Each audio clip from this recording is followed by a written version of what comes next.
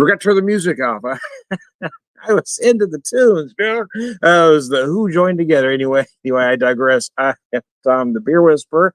Decided to come out here. It's really nice on this Saturday. It's a little before 4. First beer of the day. I thought, oh, let's go out here. It's nice. I've got two. I'm going to start with the Iron Gospel, 6.7% hazy style IPA from Banter Brewing in Springfield, Missouri. There we go. It is hazy, but it's not as murky as I've seen a lot of the styles. I mean, that's how I like it to look. I mean, it's not see-through. It's technically hazy, but a lot of them just look so milky. It's just unappealing to me. A lot of them have that chalky feeling, which I don't like. There's one reason I do like this one. You don't get that chalky residue that so many of them give off. A lot of big tropical fruit on the nose. That's the main thing you're going to get. You might feel pineapple, mango, passion fruit, papaya. That's between you and your senses. But citrus plays a part as well. They're the utility infielders, if you will. You don't always need them, but they're there to support you.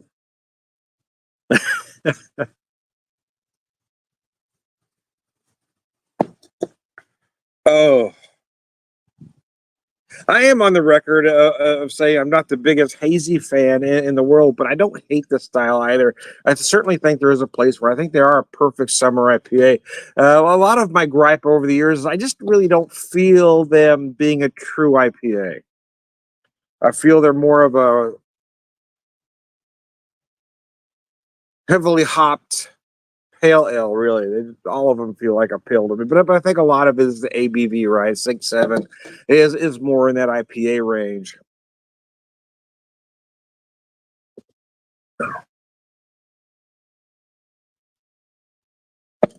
I just feel that most of them don't typically drink like an IPA or a traditional IPA anyway.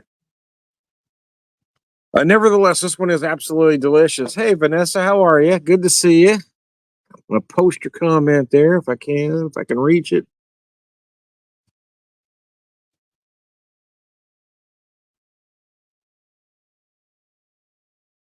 This one is just done so impeccably well. That and it is just the perfect summer beer, right? It gives you those big fruit forward notes. It's nice, it's light, it's refreshing.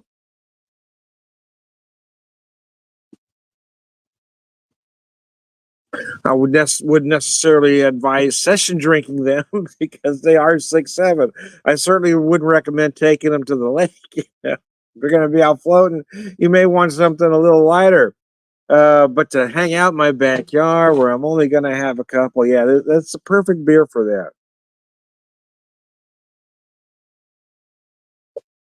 that. Oh, yeah, I do get those tropical fruit notes right up front. A little bit of sweetness, stone fruit in the middle. Feel this somewhere of a combination of peach and apricot. And then you get that citrus right in the finish, a little bit of mixed grapefruit and orange zest kind of thing going on. Like a mixed citrus bag, if you will.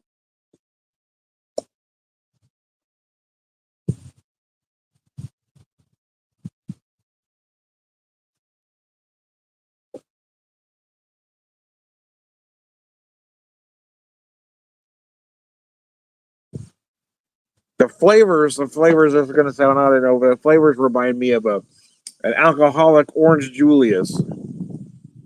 Or the various flavors of Julius. If you mixed a little pineapple in with that orange.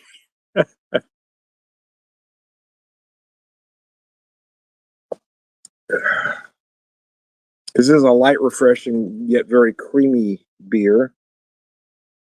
Man, that is nice.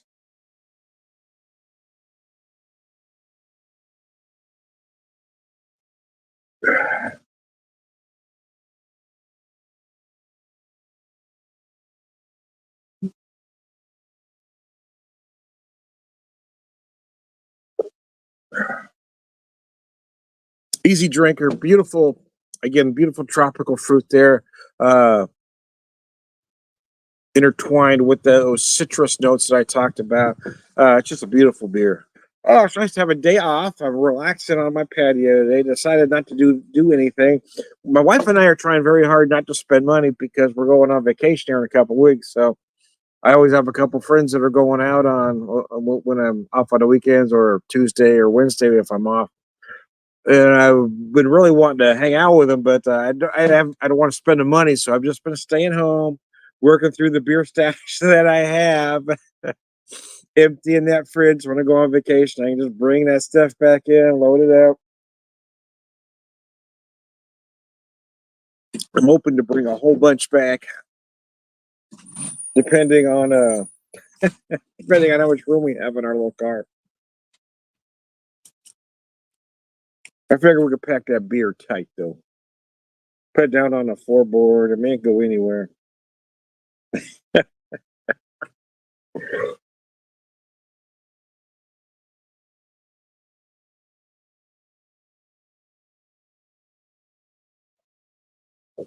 Oh man, that is a nicely done beer. Let's go to beer number two. So for beer number two, I went a little bigger, just a little bit, just a little bit. Oh, didn't mean to do that. Knocking everything down. Let me top that off just to try to create a little head going on there. Because everybody likes a little head, man. Anyway, let me put that up here. This is the Next Evolution. 11% barrel aged barley wine, again from Banter Brewing. So we're gonna relax, man. We're gonna take her easy. I'm gonna take it easy, man. We're gonna relax and drink this one slowly. Oh boy, this is a good beer.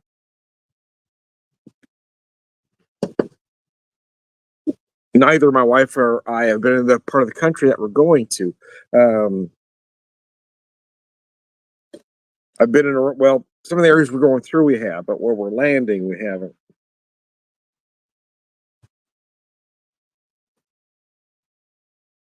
Plan on making a short stop or a one night stay in Indianapolis, and I've never been there before, nor has my wife. So I'm looking forward to doing that.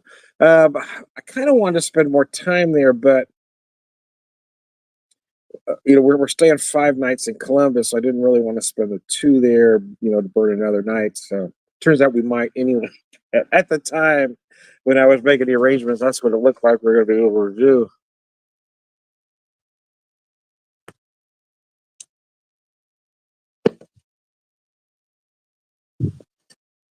So I'm really looking forward to it because I've mapped out a lot of breweries and a few distilleries, more distilleries than I anticipated running into along the way. So I plan on bringing back um, a lot of beer and whiskey. And it seems like the folks that are caught in that bourbon trend aren't a fan of small distilleries. Um, I am. I really I treat it like craft beer. I don't understand why a lot of folks don't. Um, a lot of them are just doing better product, but they don't have those, they don't have those hype folks like the big distilleries do, so where they can allocate stuff and make a $25 bottle all of a sudden become a $50 bottle, and a $50 bottle all of a sudden become $100 bottle. I'm just a firm believer of buying from anything small, whether it be breweries, wineries, or distilleries, or groceries for that matter. I mean, sometimes you don't have an option. I get it. A budget's a budget. Sometimes the smaller places do cost a little more, and sometimes they're just not available. They're not in your neck of the woods. So I kind of get that exception, but I do try to buy small with most. Typically, when my wife and I travel, we try to hit what's local. We do try to avoid the chains for the most part. The caveat to that is that if it's a chain that we wanted to go to that's not available in our neck of the woods, that one's okay. For instance, I've never been to a Hofbrauhaus, and I really want to go to one. It is a chain, but it's not a local chain, right? They're from Germany, so and then they do have a lot of locations in the U.S., but not one here in Springfield. And I always kind of wanted to try one, so I've been looking at their menu, and I've had their beers before in cans. I've had their beer canned before, but I've never had it there on tap. And as all you beer geeks know, sometimes that's just a little bit different.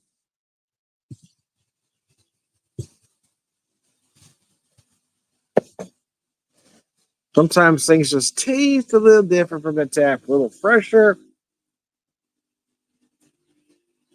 I do love this beer for a lot of reasons. There is a little bit of sweetness, almost a brown sugar like sweetness, because you feel like you get a little. And I'm going to put a finer point on that right now before I finish that thought. Feels like a dark brown sugar note because you really feel those molasses notes. And you're certainly feeling those barrel notes. I mean, you a little extra vanilla running through there, a lot of oak in the finish, just a hint of spice left in that barrel. You might feel some of those, whiskey notes of whatever was in that barrel. That wouldn't be unusual as well. Look at that color, though. I love a barley wine about that color.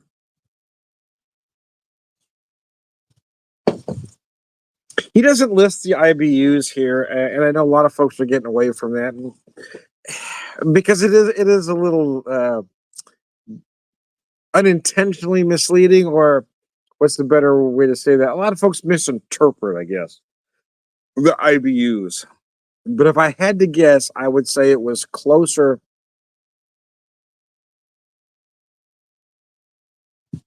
to the IBUs of a traditional English IPA than it is most American IPAs.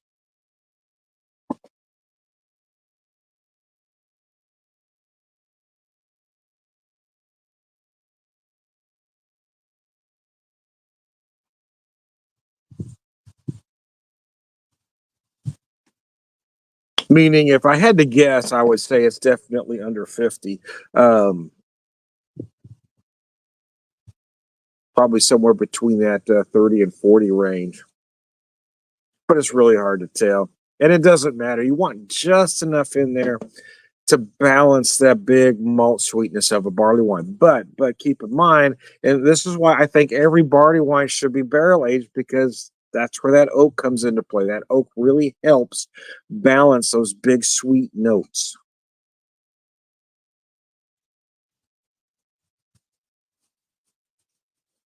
Mm, gosh, that's good. I enjoy my day. I'm gonna have to work tomorrow, but I don't have to go in until 12:30, so it's not that big a deal. I was so tired. Yesterday was a 10-hour shift, so I was just exhausted. My feet were really hurting, so I opted for the muscle relaxer instead of the alcohol last night. Mostly because I just didn't feel I could enjoy it. Right, I don't like to drink if I can't just. I don't want to drink just to ease the pain. I want to drink to relax and enjoy whatever it is I'm drinking. And I was just too tired and too much pain to enjoy it. So that's it. I'm just gonna take a muscle relaxer. We're gonna watch a TV show and go to bed. I was in a lot of pain last night.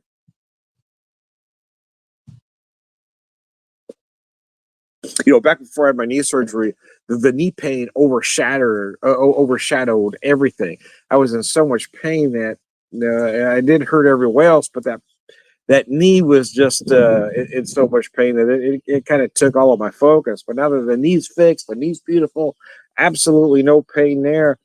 Um, Yeah, I mean, really, there's no pain at all in it. I get occasional.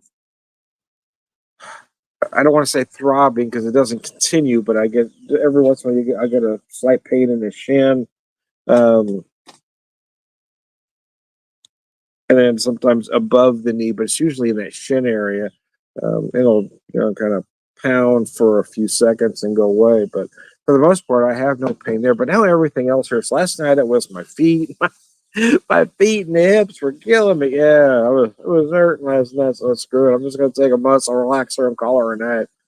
Yeah, I'm not gonna pop a beer or drink a good whiskey if I'm not gonna be able just to relax and enjoy it. I knew I was too tired and too much pain last night. So I don't want to, I like to kind of start earlier on a day. Sometimes I even start earlier than this. Wait till about 1, 2, but that way it's almost 4. I want to be done by a certain time and then in the house, relax, and I want to be wrapped up by 7. Go in the house. But it was so nice out here. Yeah, I was gonna do it inside, but because sometimes the bugs and the flies are a bit of an issue. Um, I got one a relentless one at the moment here, but it was just so nice out here. We finally the weather's just starting to cool down a little bit. We got a nice little breeze going on.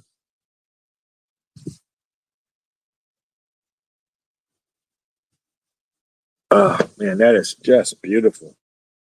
I do. I love a barley wine. I always have. And just again, I want to say that I kind of jokingly referred to it, but yeah, I think most barley wines are better that are barrel aged. It doesn't necessarily have to be a whiskey barrel. Sometimes just oak is nice because you need a little help, right? Even American barley wines that tend to hop it a little higher. Sometimes I feel like they're not really using the appropriate IPAs to balance the particular malt they're using. But the bottom line is the oak helps. The oak really helps quell that sweetness. And you're adding a lot of malt in a barley wine. It's interesting. So traditionally, a barley wine doesn't really have any rules, right? There's not necessarily a style guidelines, except the fact that it's just high in alcohol.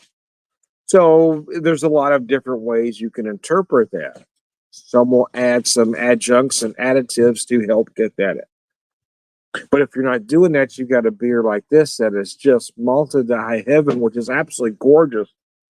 But you are going to get some of that sweetness, so you need something to help bring it back. And in this case, that barrel really helps. But it is a rich, decadent beer. Be the perfect dessert beer. Yeah, I mean, there's just a lot going on here. It is absolutely delicious. You may pick up some fruit notes. I don't. Typically, a barley wine itself won't have any fruity esters, but sometimes that bourbon barrel can impart. You may feel like raisin notes or maybe some other dark fruit coming from that barrel. In this case, I don't get those notes, but that could just be me. I'm more in tune to other things, so I just feel that big, rich. I'm getting a lot of molasses, as I said earlier, that deep, dark brown sugar molasses. Maybe just the slightest hint of maple as well. It's a combination of that malt or how that malt absorbs those barrel notes, right? Oh, ah, baby. Anyways, I want to thank everybody for tuning in to Two Beers with the Beer Whisper on this nice Saturday. Got a couple weeks and I'm going to be out of touch for. I'm not going to do a live video when I'm gone. Well, I won't say I won't do any, but I'm gonna try. I don't want to. There's just a couple places we're going that I would like to, just because it's that specific spot, if you know what I mean. But I don't necessarily want to advertise where I'm at every moment of the day either. So that's going to be a fine line to walk. But there's a couple. Yeah, there's a couple spots that I would like to do live, just because I'm there at this specific spot that I've been dying to get to.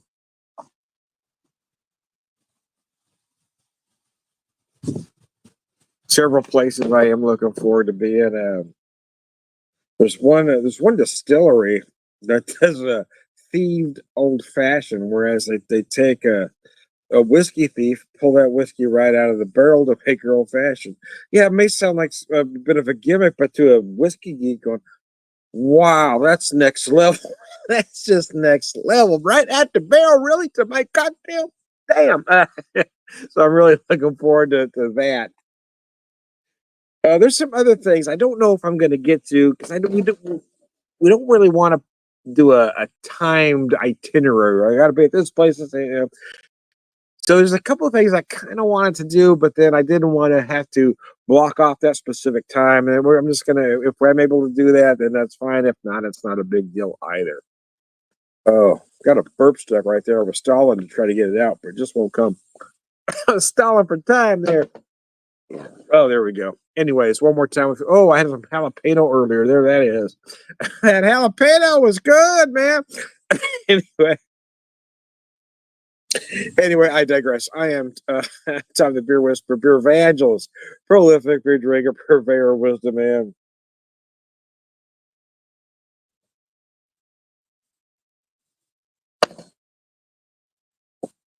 Cheese whiz. All around good guy, Sludge.